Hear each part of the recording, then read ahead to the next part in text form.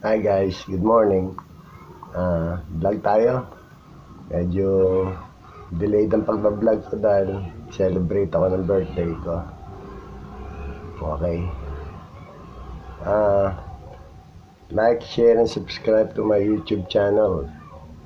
And sa mga disclaimers, iba na lang panoorin nyo. Okay. Topic natin ngayon yung maraming tumawag sa akin kasi breeding yung mga flock breeding. Ano raw malalaman paano ang tama sistema, paano kakaroon ng identity, hindi ba raw sila malilito. 10 o 15 ang inahin sa isang broodcock. Pwede yan. Kaya lang, may sistema dyan. Hindi pwede maliit ang kulungan nyo pagka flock breeding. Saka marami kayong trap nest na tinatawag. Na-discuss ko na to nakaraan way back, years back. Trap nest na tinatawag, pagpasok ng inahin na gusto mangitlog, hindi na makakalabas. Tapos, yung likod ng entrance sa harap, pagpasok ng inahin, parang yung trap nest ng mga kalapate. Tapos sa likod nun, may opening yun. Doon mo i-collect yung itlog. Makikita mo, yung mark leg ba ng inahin, saka pen, saka pag kinuha mo yung itlog, markingan mo. Pero ganon, hindi kayo maliligaw kung may mga trap nest kayo. Kailangan marami kayong trap nest at malaki ang flock breeding pen nyo. Kasi pagka maliit lang yan, may stress ang manok. Sa lupa mangingitlog yan. Hindi mo na alam kung sino ang inahin, sino ang parents. Kaya kailangan malaki ang flock breeding pen nyo. Maraming inahin ang ginagamit nyo. Hindi pwede maliit. Tapos tinanong sa akin, pwede bang anong tawag doon sa mga pagiging anak nila? Hindi, magkakamag-anak yan, hindi magpipinsan, hindi magiging F1 galing sa flock breeding. Pwede nyo pag-mate yun para isa lang ang broodcock. Pwede rin ilaban yan. Ganyan. Through very selective selection.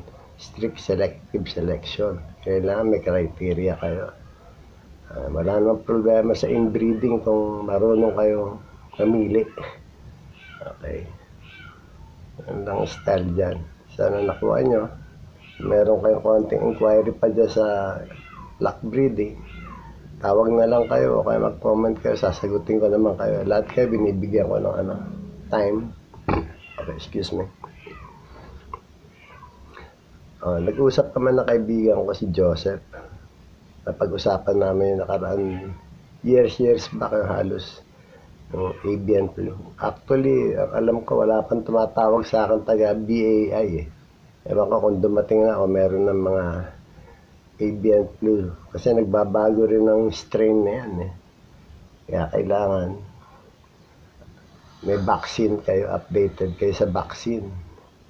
Pero lagi ko na naman sasabihin, ulitin ko na naman sa inyo, yung the best para tumibay ang manok nyo, kailangan may oriental blood kayo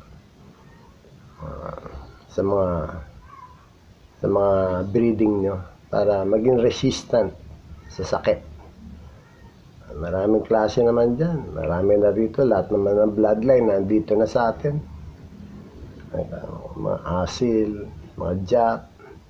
Kaya sa Pampanga. Kaya hindi naman nagbebenta karamihan mga nagbibreed sa Pampanga.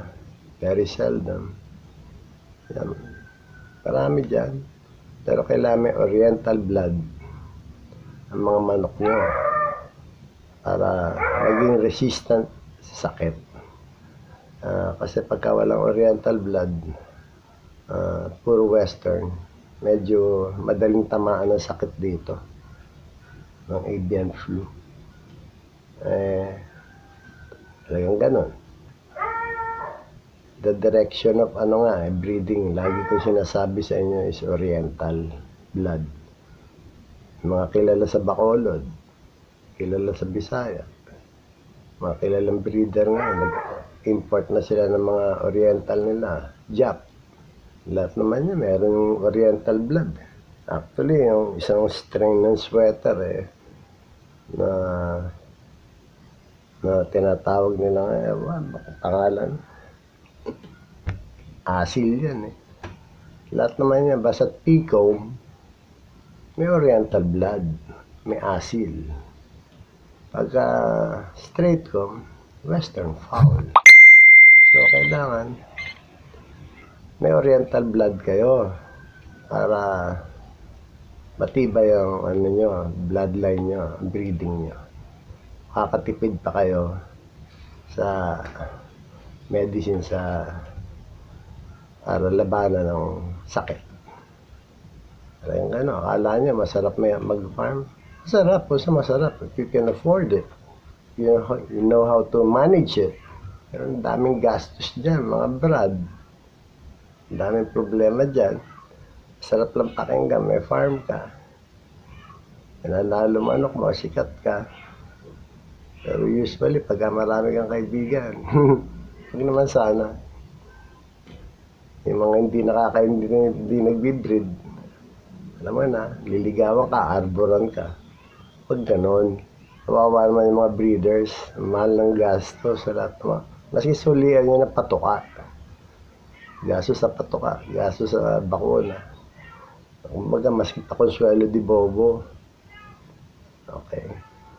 Tandaan nyo, flock breeding, you need a big space na trap nest for proper identification ng itlog. Okay? And oriental blood, para tumibay. Inuulit ko na rin ito. Way back, na-discuss ko na about the importance of oriental blood sa manok dito na ginagamit sa Pilipinas. Laganda pa buto, tatapang ka. Nagiging resistant pa sa sakit. Okay. So, shoutout ko nga pala lahat. Salamat sa lahat na nakaalala ng birthday ko. 1 week sineselebrate ang birthday ko. Maraming salamat kay Ruel Andres, kay Leia Andres, kay Gerald Hopper, Tony Walker, kay Jerry Nagal, Hil Ryan Alisoso. Oy, Rihil, ganda ng ride mo Tama yan. Invest your winning. Ganda ng ride mo. Brand new. Sa lahat na nakaalala sa birthday ko, sa lahat na nagpadala ng regalo, kay Dang Lacoste, kay Tol Brent Bonoan,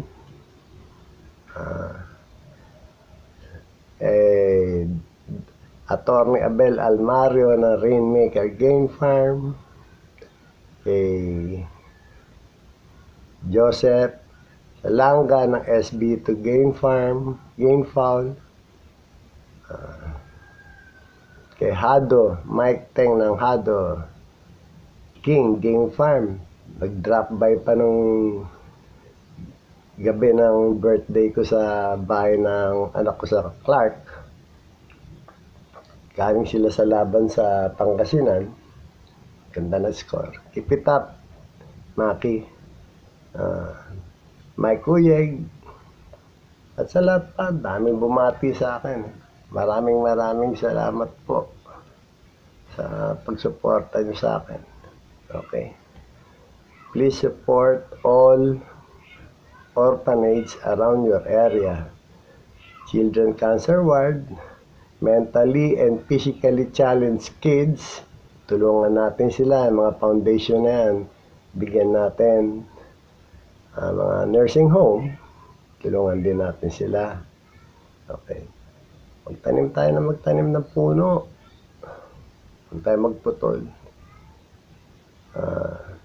Let's not pollute the environment. Iba ang magandang air quality. Kay Attorney Alvin T nga pala. Attorney Alvin T ng Eastern Samar. At saka kay Aris Simanes. Kay Nino Tebes. Mabuhay kayo. Mahalin natin ang kultura natin. Mahalin natin ang bansa natin. Sabong sport yan. Napakagandang sport yan. Kaya pag-share tayo. Let's do something good. Maski maliit na bagay. Kung marami yan, malaki yan. Okay. I'll see you again, guys. Peace and love.